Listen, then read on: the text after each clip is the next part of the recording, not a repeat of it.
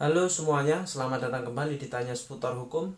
Dan sesuai kostum kita hari ini, santri banget ya.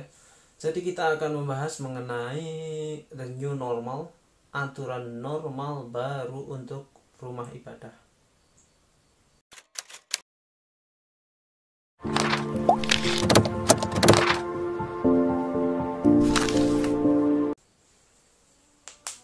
Berdasarkan aturan surat edaran Kementerian Agama Republik Indonesia yang baru keluar kemarin tanggal 30 Mei tahun 2020 mengenai aturan new normal baru yang digunakan untuk rumah ibadah seluruh Indonesia. Karena ini bersifat surat edaran, karena hukumnya surat edaran itu hanya berlaku internal, jadi ini digunakan untuk seluruh rumah ibadah, entah itu gereja, entah itu masjid, entah itu ya rumah ibadah seluruh agama.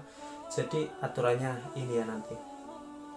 Jadi berdasarkan surat edaran nomor 15 tahun 2020 tentang panduan penyelenggaraan kegiatan keagamaan di rumah ibadah dalam mewujudkan masyarakat produktif dan aman di masa pandemi. Jadi tujuan new normal ini kan untuk masyarakat tetap produktif, tetap beraktivitas, tapi menggunakan protokol new normal. Terserah kalian setuju apa enggak tentang aturan ini ya, aturan new normalnya ya. Tapi ini aturan yang udah disahkan dari Kementerian Agama Islam Republik Indonesia, walaupun ini hanya berbentuk surat edaran. Yang pertama, ini ada pendahuluan dalam rangka pencegahan ya, dan mendukung fungsi rumah ibadah dalam masa pandemi. Dilakukan pengaturan kegiatan di rumah ibadah. Maksud tujuan untuk menyelenggarakan kegiatan keagamaan di rumah ibadah dalam mewujudkan masyarakat produktif aman dalam masa pandemi. Ruang lingkupnya ini jadi ruang lingkupnya aturan ini digunakan untuk substansi surat edaran ini meliputi panduan pelaksanaan kegiatan keagamaan di rumah ibadah pada masa pandemi yang lazimnya dilaksanakan secara berjamaah atau kolektif. Dasarnya di sini ada 5 dasar peraturan. Yang pertama, keputusan Presiden Republik Indonesia nomor 11 tahun 2020 tentang keadaan darurat ya, keadaan darurat masyarakat tentang corona itu ya. Aturannya udah gak usah dibahas ya, ini dasarnya ada 5 pokoknya, bisa dibaca sendiri. Jadi aturan ini, surat edaran ini bisa kalian unduh di situs resminya Gugus Tugas Percepatan Penanganan COVID-19 GOID. Dan di sini ada ketentuannya. Ketentuan selengkapnya saya akan jelaskan ya. Yang pertama, rumah ibadah sekarang boleh dibuka, namun untuk menyelenggarakan kegiatan berjamaah, hal itu berada di kawasan lingkungan yang aman dari COVID. Jadi syaratnya untuk menggelar, membuka dan melaksanakan ibadah bersama atau jamaah itu harus berada di kawasan yang aman dari COVID. Dan pernyataan aman tersebut ditunjukkan dengan surat yang telah diberikan dari gugus tugas, entah itu kecamatan, entah itu kabupaten atau kota, entah itu provinsi, tergantung letak rumah ibadahnya. Kalau misalnya masjidnya itu tingkat kecamatan ya, yang mengeluarkan yaitu gugus tugas COVID tingkat kecamatannya, bahwa di sekeliling lingkungan rumah ibadah tersebut telah aman. Kalau misalnya Masjid Agung biasanya ada di kabupaten, di seberang alun-alun gitu, berarti yang mengeluarkan gugus tugas COVID tingkat kabupaten atau kota. Dan yang kedua, pengurus rumah ibadah mengajukan permohonan surat keterangan bahwa kawasan lingkungan ibadahnya aman dari COVID. Jadi yang mengajukan surat keterangan itu yaitu pengurus rumah ibadah tersebut.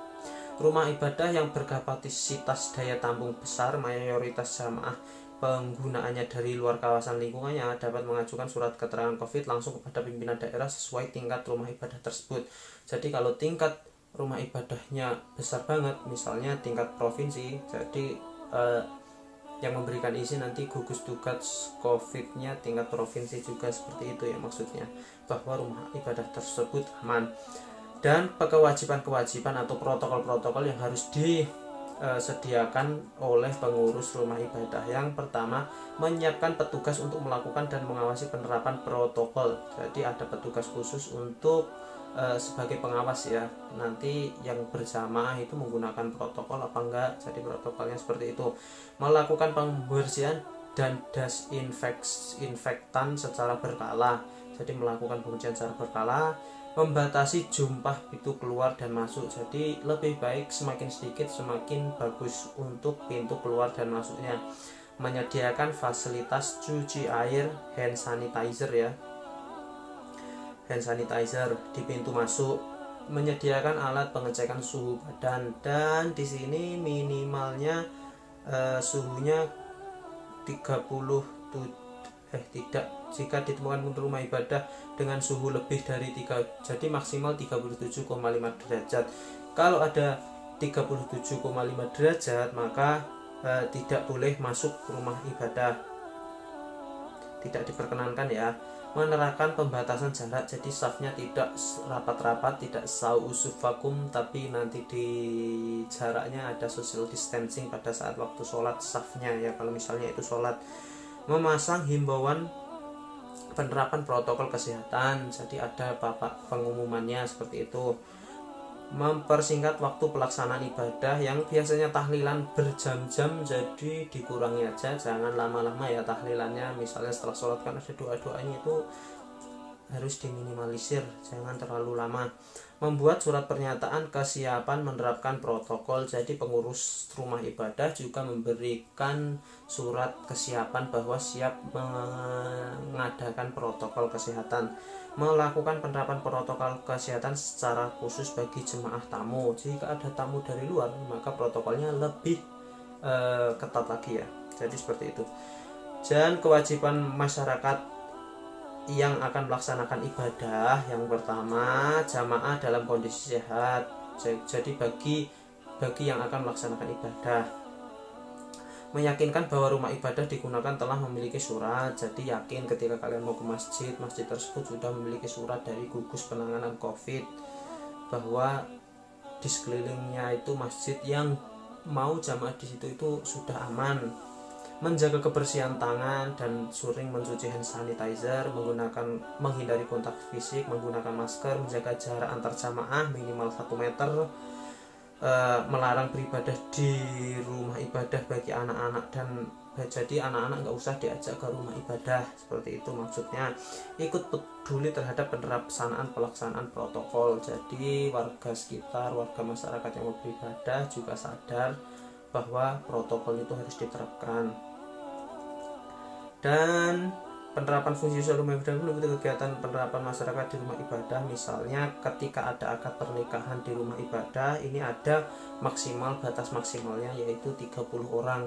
Jadi kalau ada kalian pengen nikah di masjid, itu ada batasan di rumah ibadah tersebut yaitu 30 orang.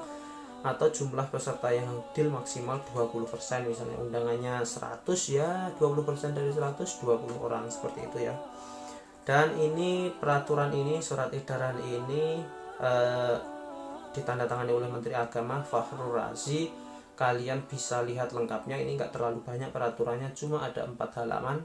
Silahkan kalian lihat dan download di bagian regulasi gugus tugas COVID GUD, dan silahkan kalian pahami itu aturannya. Dan saran saya lebih baik kalian tahu peraturannya, karena peraturan itu yang membuat pemimpin kita itu Amirul Mukminin, iya pemimpin. Dan di semua agama itu menyarankan bahwa kita harus patuh pada pemimpin yang bijaksana, yang jujur, yang amanah. Oke. Dan saya yakin pemimpin kita amanah. Jadi mari kita terapkan protokol ini. Sekian dari saya dan terima kasih, itu aja ya, semoga bermanfaat. Dah.